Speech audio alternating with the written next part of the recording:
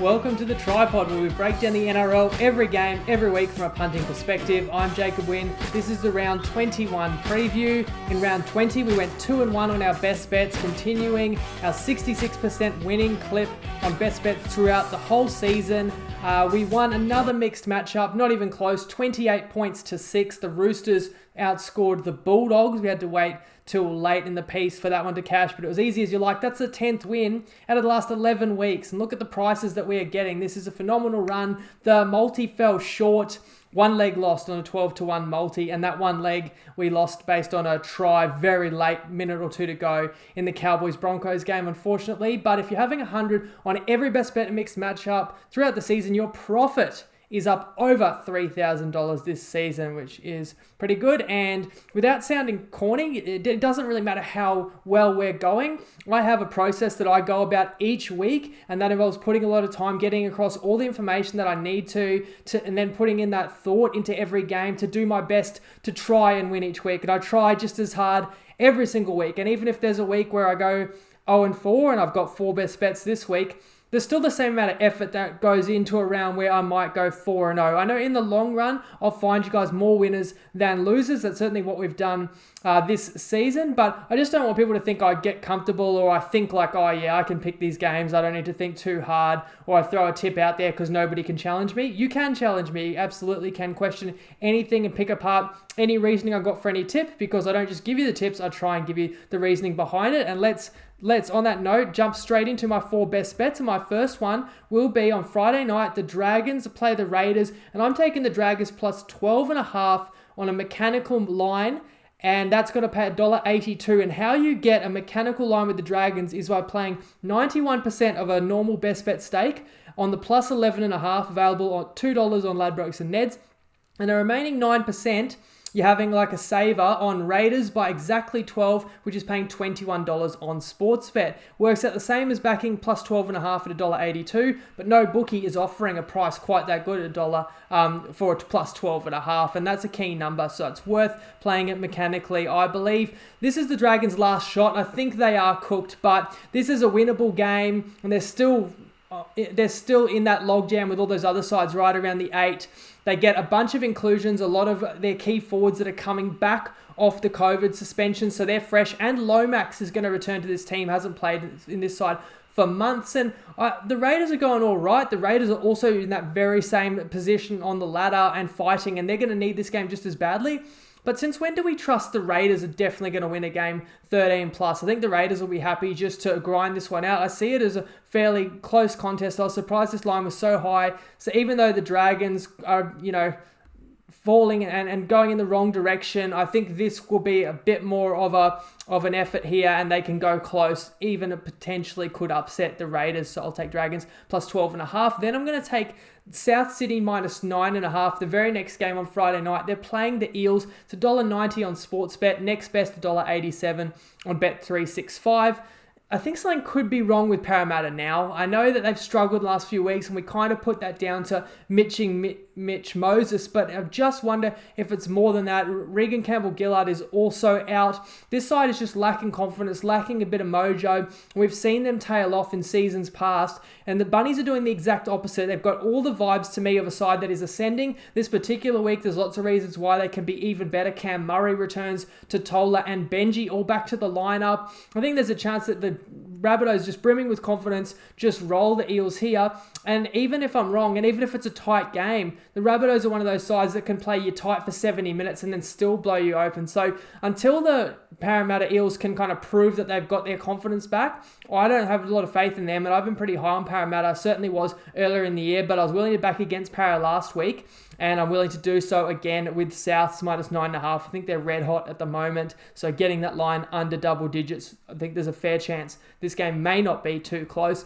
Moving to a game that I hope will be closer on Saturday, the big one for the round. Manly play the Storm, and I'm taking Manly plus 6.5, $1.88 in the first half. It's available at $1 on Ladbrokes and Neds.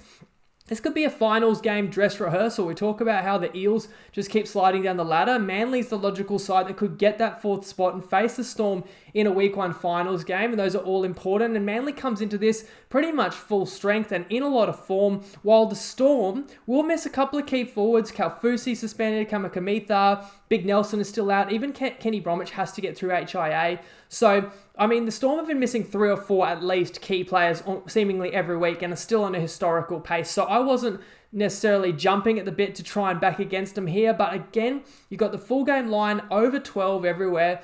And we're going to go back to the well and play this first half line where we're taking over that key number of 6 in the first half. And even if the Storm accelerates and just breaks Manly down in the second half, we're still going to be okay. I think this game will be final style, and I think Manly will throw the kitchen sink at the Storm, and the Storm are also a side that can be patient and won't necessarily blow Manly away. I'm going to trust just the form of Manly to keep it close against the Storm here. And finally, I'm going to take the Tigers, side that's not really in form, -3.5 points in the second half. So that's second half line on Unibet and Top Sport.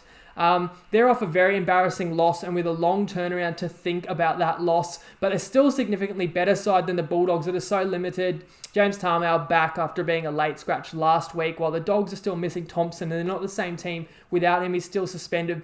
The Doggies, they'll sometimes start tough. They do start with a high completion rate when they're not chasing the game, with a lot of intensity, and that could be the case, and the trick for the Tigers will be trying to match them. But when you play the second half line, I mean, even if the Tigers were to fall behind, you're actually in a strong position second half if the Tigers need to chase points. But if the Tigers find the lead in this game and try and get back some pride and some redemption, that's okay too, because I think after blowing a double-digit lead last week to New Zealand, and we'll talk a little more about that game when I talk about all upcoming games, I feel like there's even more desire and intention to go on with it and to right those wrongs of last week, the second half, where the Tigers got outscored by 18 straight points to open up that second stanza, and there was absolutely no reason they should have allowed that. So I think they just have to rebound and play better here. If they can't get back on the horse and beat a side like the Bulldogs, then they basically shouldn't even be in the comp. So those are my 4 best bets. Let me know what you reckon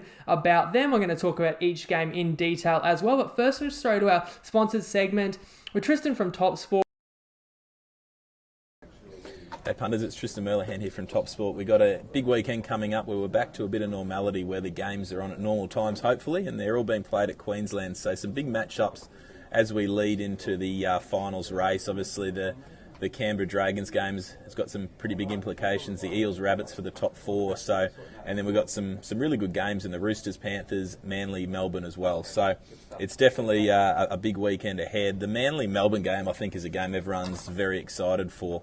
The market's 12.5 at the moment. Obviously, Turbo's been in unbelievable form, and it's amazing to have a game at that price when you got probably about it, the best player in the league at the moment on the underdog side. So at the moment, 375 plus 12.5.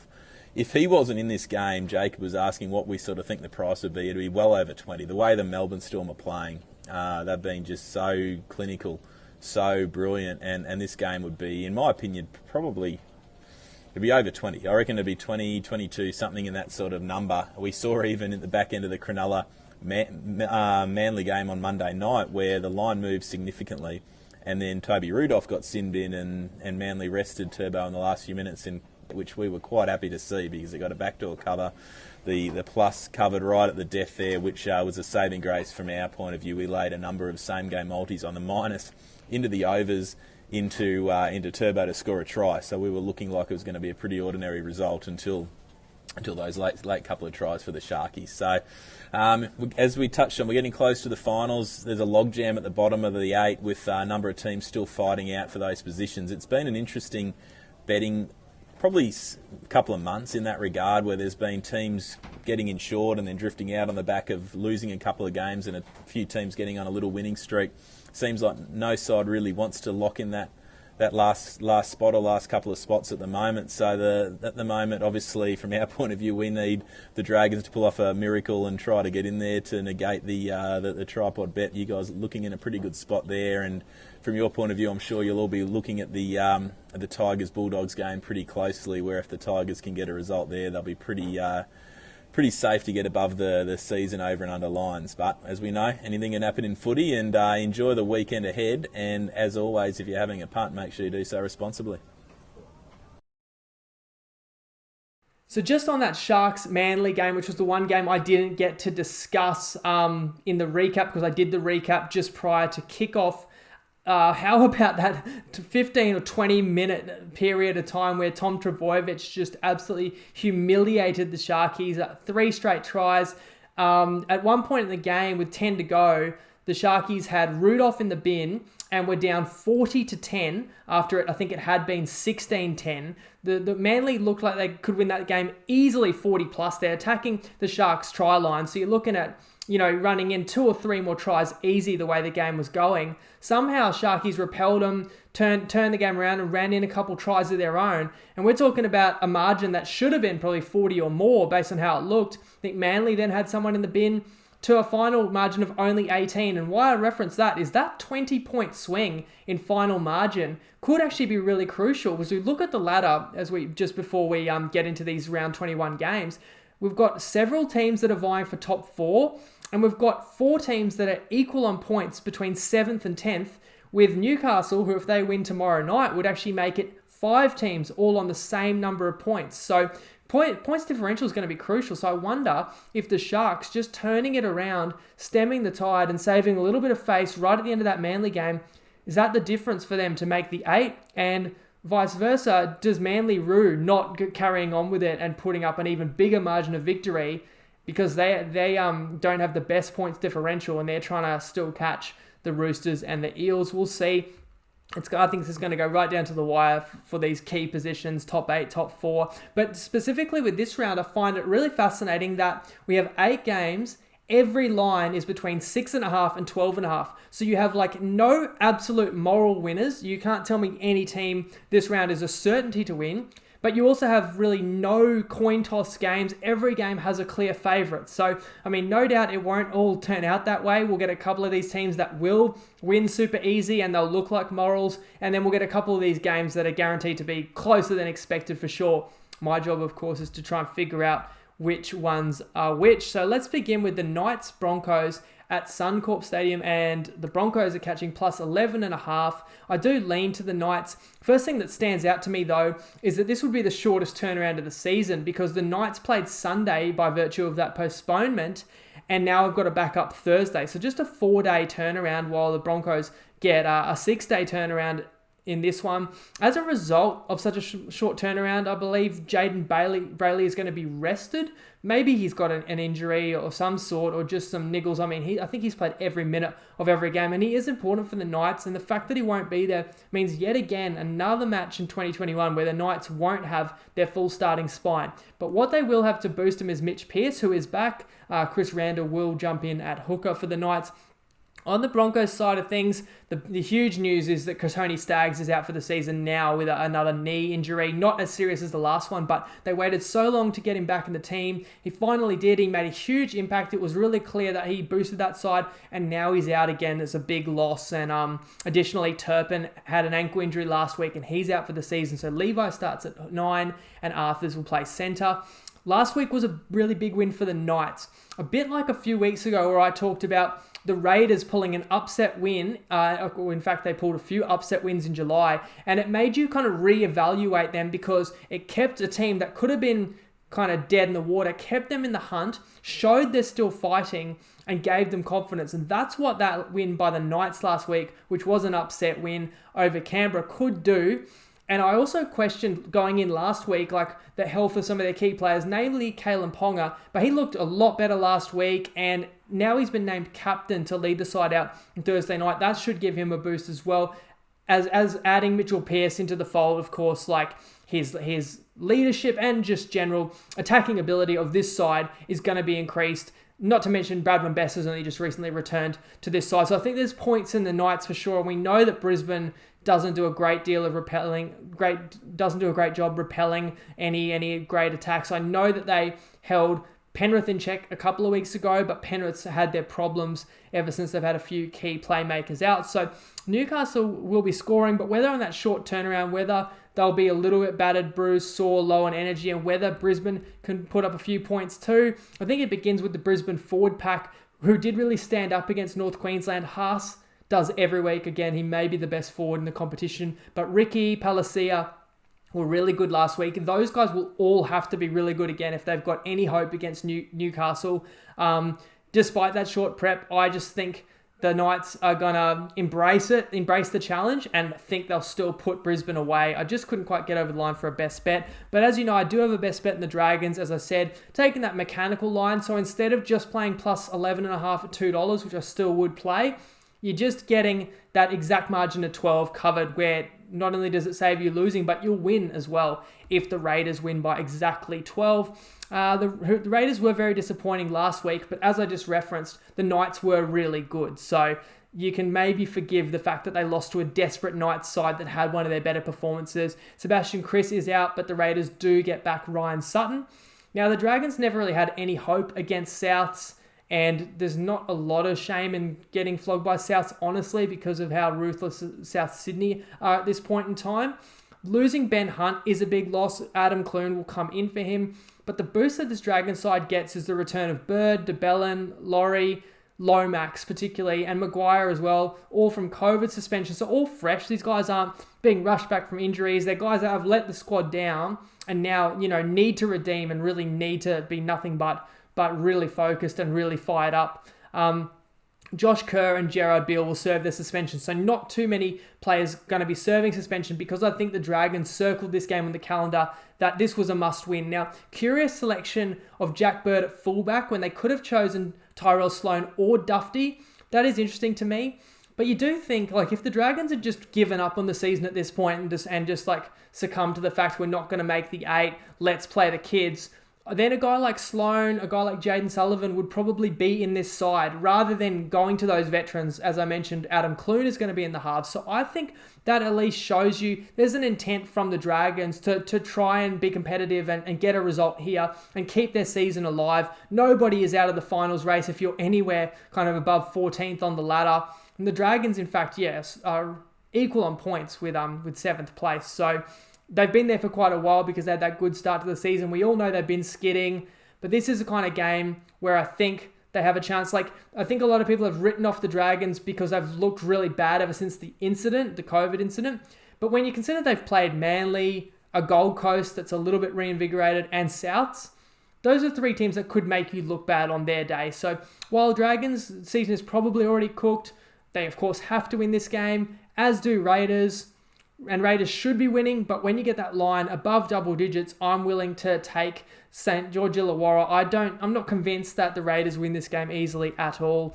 Moving to the later game, Friday night, Eels playing the Rabbitohs, and as I said before, line minus 9.5 to the Rabbits, and I will play that at $1.90 on Sportsbet as a best bet, because this could be the kind of game that one side is just too much for the other to handle. These sides played 6 weeks, maybe a couple months ago, and that was the case. Rabbitohs won pretty easily, and I know that may actually give an advantage to the Eels, that they can look at what South Sydney did and maybe game plan to stop it better, but I just don't know if Parramatta can stop it. Now, Mitchell Moses returning is huge, but when you have a side that's possibly desperate, which I think Parramatta is at the point of desperation now, and he's kind of have an unusual injury, not a common one, and it's hard to know how to manage or how, match fit he could have stayed while managing, a back fracture. You just would be worried that a player is rushing back out of necessity rather than, definitely fit and firing, ready to go. So I know that the Eels will get a boost, but I don't know if he'll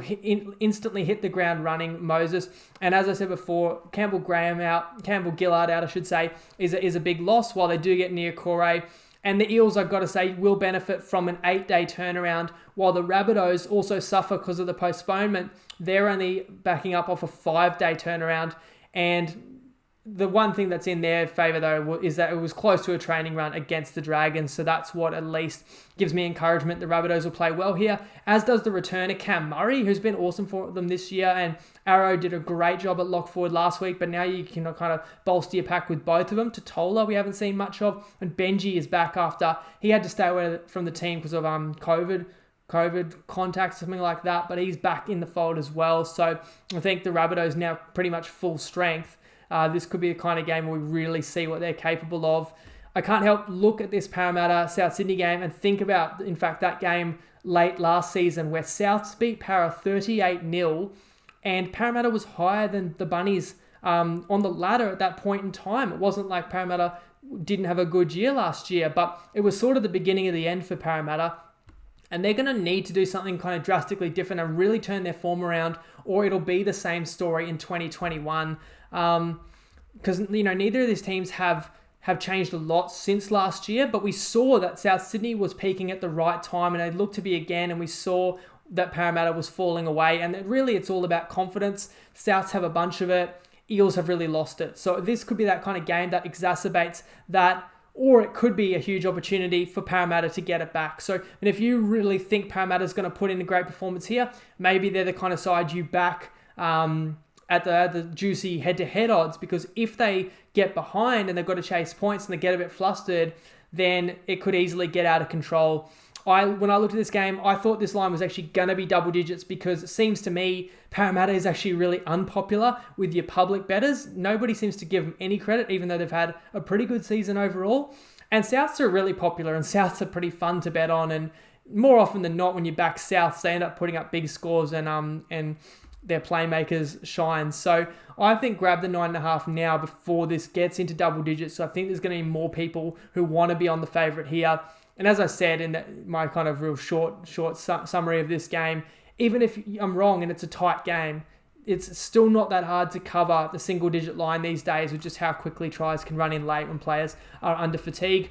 Next match is Warriors-Sharks. It's an interesting one. The Sharks are a 9.5-point favourite. I would have to lean to the Warriors, but I did not have a best bet on this one.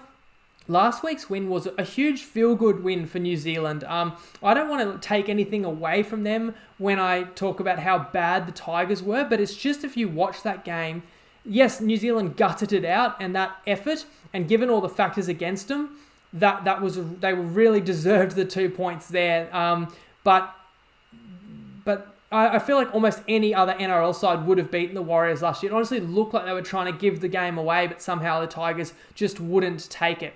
Now, how will the Warriors rebound, or what will they deliver for us this week off a win? I think I've discussed this season the losing streak theory, which has applied to the Bulldogs. It applies to any team that's usually towards the bottom of the ladder, has several losses in a row, and then gets the monkey off the back and gets a win, and that's what the Warriors did last week. And now the question is, do they gain confidence from that and do they start to rise? Or do they lose that desperation factor that they really were just trying to get off the schneid and they were able to do it, and now they exhale and the same old habits creep in? Certainly possible, but on a boost side of things for the Warriors, Fanua Blake, Harris Tavita, Matt Lodge, Josh Curran all rejoin the side, and they again are a side that does get a benefit from the schedule, where they've got 8 days of turnaround to come into this one, and the Sharkies are on just a 5-day turnaround. And I mentioned that a couple of games already, and I'll mention it again with a couple more to come. Obviously, that postponement last week has increased that disparity in a few of these games. And I mention it because I really do think it's a significant advantage that your typical punter doesn't really think about. But in this type of sport with so much attrition, and at this time in the season, those 3 extra days being 8 instead of 5, it's just those extra days to get recovery, to rebuild the energy levels, and to spend extra time preparing for your next opponent, which is all kind of condensed, of course, if you're off that 5-day turnaround. So that's why I think it's significant, and it could help the Warriors keep this game closer. Now, I mentioned the Sharkies, they saved face and maybe some valuable points differential in those final 10 minutes, but prior to that, Turbo made them look like a bunch of kids, playing against a man out there. Absolutely destroyed them just in a short window of time in that second half. But Manly will do that to you, and they've done. The Sharkies are not the only side that's had that happen to them. So I think they can rebound. Ramian will be a boost for them in the centres as well. You've got this Warriors side, which, when I was looking at this game, I'm thinking, well, what are they playing for? They're just playing for pride. But when you look a bit closer at the ladder, I don't think the Warriors are going to make the 8, but they're definitely not mathematically eliminated from the finals. They're still only 2 points behind 7th. They'll see this game as winnable. They don't play any top 6 heavyweights to end the year. And even when New Zealand played the Sharkies a month ago, it wasn't a mismatch. It was a very close game. The Sharkies got up by 8 in the end, and we were on the Sharkies for a best bet that day. But it was a shorter line that day, and the Sharkies had Sean Johnson. Now, albeit New Zealand had Roger Tuivasa-Sheck, so, you cross out each of these sides really missing their best player. But really, I think there's a bit of a narrative going around right now that the Warriors are just absolutely decimated and can't wait for the season to end. But as I referenced, they've actually got quite a few reinforcements coming back into the team. And this line is a lot higher than it was when these two sides played a month ago. So not quite sure what Cronulla has done to really warrant this line climbing so much higher when you consider they lost Johnson. Now, I was going to call this a must-win game for Cronulla. And it probably is, because it's a very winnable game and because they're like $1.30, $1.35 favourite in this one. But if you look at their draw, you can't really call it a must win, because they're probably going to need 3 more wins to make the finals, and they've still got 3 more winnable games after this one. And you never know. I'm just going to highlight it now. Round 25, if the Storm has the minor premiership sewn up, it would not surprise at all if several stars were resting in the final game of the season. And if that happens, Cronulla could hit the jackpot, especially what if Cronulla needs to win in round 25 against the Storm to make the finals, and then the Storm rests half the team? That could be extremely fortunate for the Sharkies. So they're going to be in this all the way to the end of the year because of that great draw. But they do need to bounce back and win. They definitely can, but I reckon the Warriors could also make it an interesting game. I would have played New Zealand if I could have got a double-digit line, I think, but single digits, I'll just pass it, as I will with Roosters Panthers, although I can't wait to watch this one. Probably lean to the Roosters. The line is Penrith minus 9.5. We've talked all about, it's well known, this significant injury toll that the Roosters have suffered in 2021, and it kind of continues because Josh Morris had a hamstring injury last week, may not even play again this season. So they've signed Dale Copley off the street, plugged him straight into the lineup. A small boost for the Roosters is that Warrior Hargraves did win his challenge against the judiciary, so he will play. Again, we have a 9-day turnaround against a 6-day turnaround. Advantage Roosters with that one. The Panthers do get some reinforcements though. Coruscant back off suspension, Yeo back off the head knock, and Tavita Pangai Jr. is eligible to play and will slot straight into the bench. Obviously, mid-season signing from Brisbane. And even if a guy's been a bit out of form, you just generally expect that when they join a positive culture, contending side, that they're going to put their best foot forward, because he wants to be part of this side and taste some success, something that he hasn't tasted in his career so far. Now, the Panthers lose Crichton, but they slot in Momirovski. Then they're going to play Capewell in the centres for this one, and Liam Martin at prop. The biggest question of all, though, I've got to mention, is Nathan Cleary in the reserves. And at this point in time, your guess is as good as mine, whether he sits out another week and they just have him in there just to play some mind games with the Roosters, or whether he could join this side.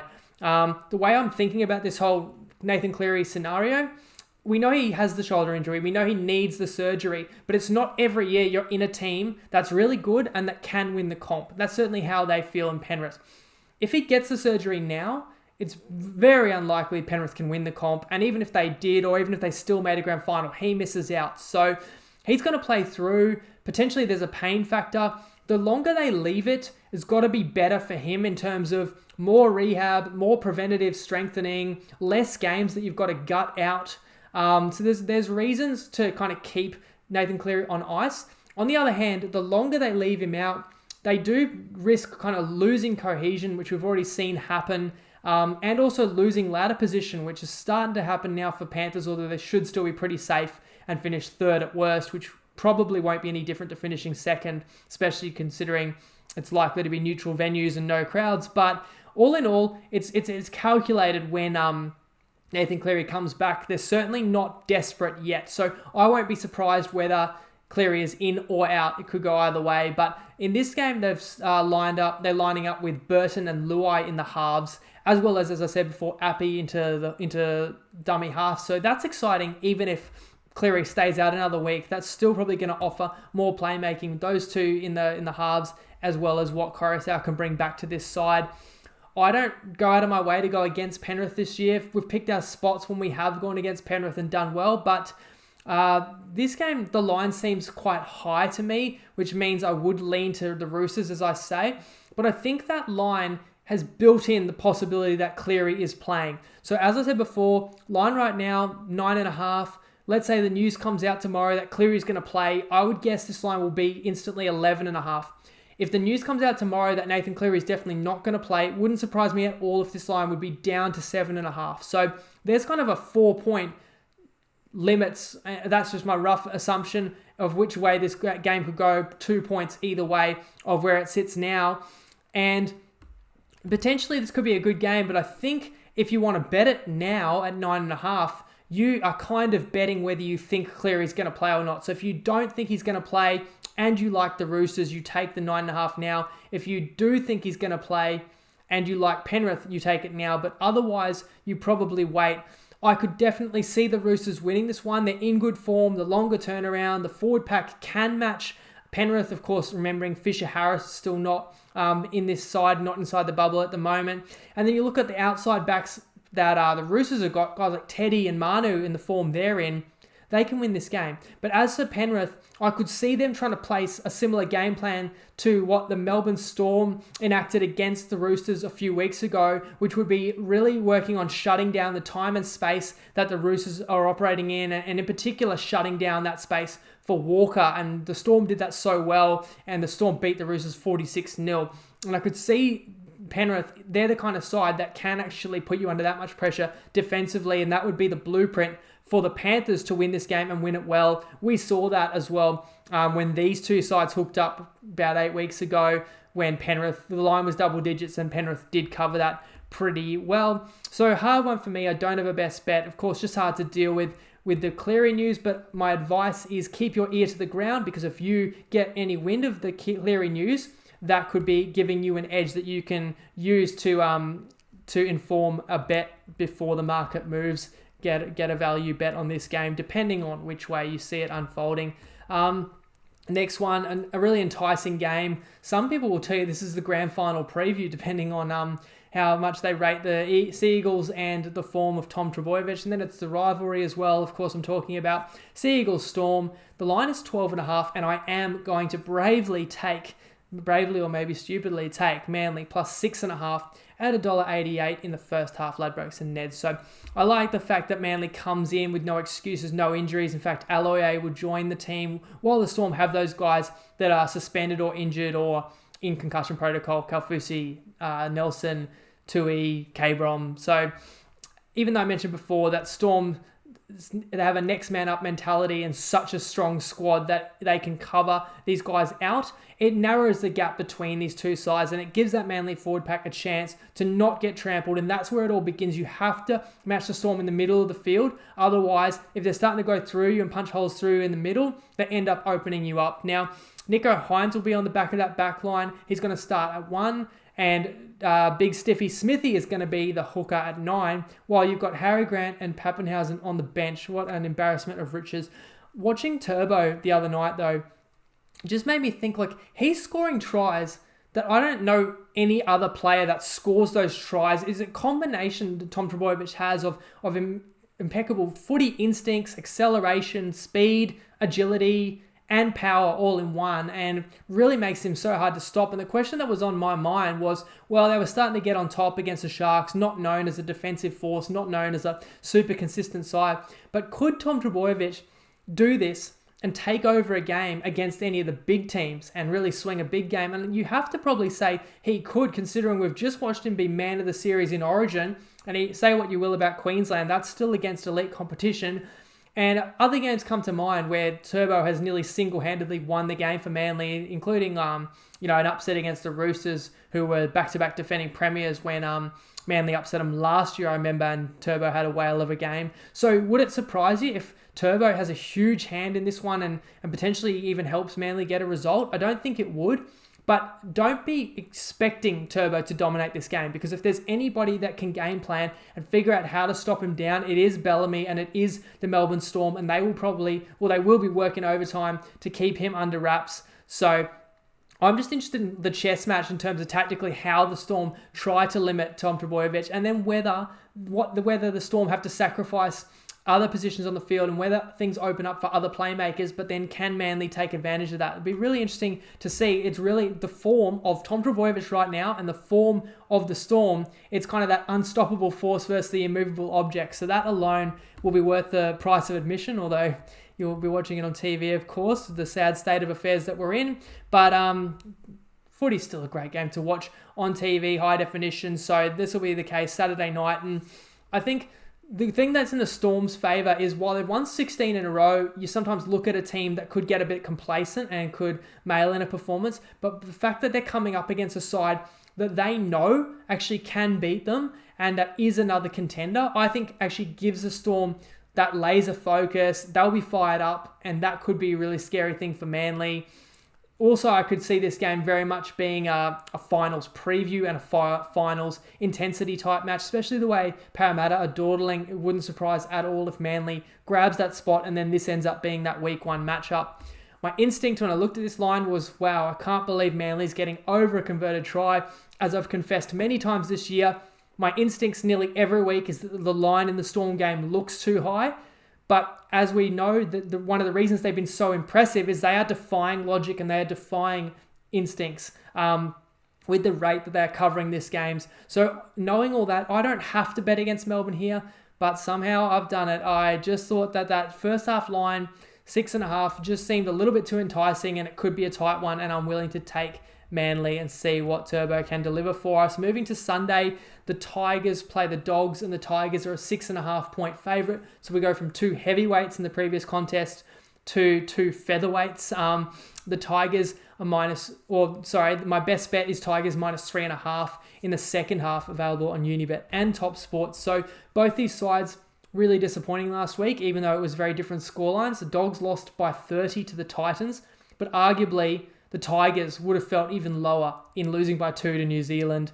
So on the Dogs side of things, they've dropped Flanagan again. Ockenbaugh is out. Biondi Odo is starting at 6. We've seen him before play dummy half for the Dogs. Meaney and Corey Allen switch from fullback and wing, swap positions. So Meaney fullback this week. The Tigers lost their fullback. Dane Laurie, big loss. He's been like a glimmering light in what's been a pretty dim season for the Tigers. Moses Mbye can fill in. He's not going to start there, but he played that remaining 78 minutes at fullback last week, and he'll start there this week. And Tamau laid out last week, but is back. We've got the 9-day versus 6-day turnaround again. Tigers edge there with 9 days stewing over that awful loss to New Zealand. And just touching on it one more time, just because that game, New Zealand was there for the picking. And even after New Zealand got out in front 18-10, the Tigers scored again, got it back to 2. And watching the game, New Zealand was out on their feet, and it just felt like all the Tigers needed was a playmaker to step up, and they would have grabbed that game and they would have won it. And that's why the majority of the criticism, I think fairly, is being pointed at Luke Brooks. And on that note, because this game is really huge for our season multi, which is 15-1, and really I think it just comes down now to whether the Tigers can get 2 more wins. So when I put that in, I was thinking that the Tigers could be a really frisky bottom 8 side this year. I didn't think they'd make the 8, but I think I said they could come 9th. And to get over 7.5 wins only means winning 1 every 3 in this competition. So, and it is still a fairly even competition, or at least it has been historical. This year, there's a bit more separation. But part of my reason why I thought the Tigers would be a bit better this year, and we may still get over 7.5s, but I do think I was a bit wrong, because I thought this could be the year that Luke Brooks, with a bit more freedom and that ownership of the team, could have one of his best seasons now that Benji had moved on. The truth is, it hasn't happened. He's not stepping up in the key moments. He's not helping them win games, which is what you need from your halves, and it becomes glaring in the tight ones. Perfect example last week. The game's there to be won. The Tigers' spine couldn't step up and do it. Will they get 2 more wins? Well, they do play the Dogs twice in the final month of the season, including this one on Sunday. I hate to say this, I have this strange feeling that we can't count on 2 wins for the Tigers over the Dogs. I just have this feeling they're going to split and win one of the 2 against the Dogs. Hopefully it's this week. Even if they do split with the Dogs, the Tigers also still play Cronulla and North Queensland. So we get a lot of bites at the cherry here to get these 2 wins. But if we win this one with the Tigers, then we'll only need one more Tigers win in the final 4 matches. Surely that will get us home 15-1. So what it comes down to me, the Tigers just should be winning. The only thing that you would question will be their desire. They're not going to outclass the Dogs, so they're not going to win just by showing up. They're going to have to match the Dogs' intensity. What I notice most weeks is the Doggies, they're no frills. They're going to complete at a high percentage. They're going to make you beat them. Even against the Titans, it's a game they lost by 30, but you can't just say, oh, the Dogs were hopeless. The Doggies came out and played hard, were completing sets, and the Titans actually got a couple of fortuitous tries that just kind of broke the Dogs back. Otherwise, the Dogs were willing to get in a grind with the Titans. So that'll be the case here. Maybe it's a hard one with the Tigers because, again, you could say they're not going to make the 8. There's no pressure. And against a lower opponent on a Sunday afternoon, they should actually be able to play a bit of footy and should win this game well. On the other hand, there is always that risk of that dream crusher that their long season goal was to try and make the 8, even if it was unlikely. And do the Tigers get confronted with that realization they can't make it? And do they drop in energy? That's what you're risking here as much as anything. But I'll back that the Tigers, off an embarrassing performance, can step up and redeem themselves, especially bringing it home strong for our best bet in the second half. Finally, the Titans play the Cowboys. The line is 11.5, Titans favourite, and this one's at Cbus. So the Titans have won 2 in a row. It pulls them up to 8 wins, 11 losses, but they are in the top 8 due to the peculiar ladder this year. It needs to be 3 wins in a row for the Titans if they're going to finish in the top 8 because their next 2 opponents are Rabbitohs and Melbourne. Now, they will be missing Peachy, who's suspended, and Jamal Fogarty is in the reserves, yet to return. Maybe they don't need to rush him. Sexton and particularly Ash Taylor looked really great against the Dogs last week, but it was only the Dogs. So it's important. This game could be closer, and you do need good halves play. And I think I've said many times about the Titans, it's easy when your front runners, when that forward pack is steamrolling somebody, to look good off the back of it. But can you win a close game? I'm not necessarily saying this will be a close game, but something tells me that the Cowboys will be boosted this week, especially with the return of Valentine Holmes. My understanding was with his shoulder injury from Origin, he was threatened to be out for the season, but in fact he is back, and it's such a big inclusion because you lost the Hammer a month ago, and then you've been playing Granville at fullback. So to be able to bring a star like Valentine Holmes back in, it's just such an upgrade over what they've had, regardless of how well Holmes can play. Maybe calling him a star these days is a bit kind, but he's the kind of player kind of similar to an AJ Brimson where he can have a moment that can turn a game, and the Cowboys have been really missing players that they can look to deliver in the big moments, and they've been really thin on outside backs. Now, with the Cowboys forward pack, they're shaking things up a bit. 3 of their bench forwards have been promoted. 3 of their starting forwards have been demoted to the bench. This time, another big disparity in turnaround favours the Cowboys. Another reason they may keep it close. They're off the 9-day turnaround while Titans are off the 6 days. I think the Cowboys have lost 7 straight games, so I don't think many punters are going to want to trust them in this one. Again, that may actually mean this line is inflated. Really, if you look at the Cowboys the last 10 weeks, you could argue they've only been impressive once, and that was that loss to Melbourne.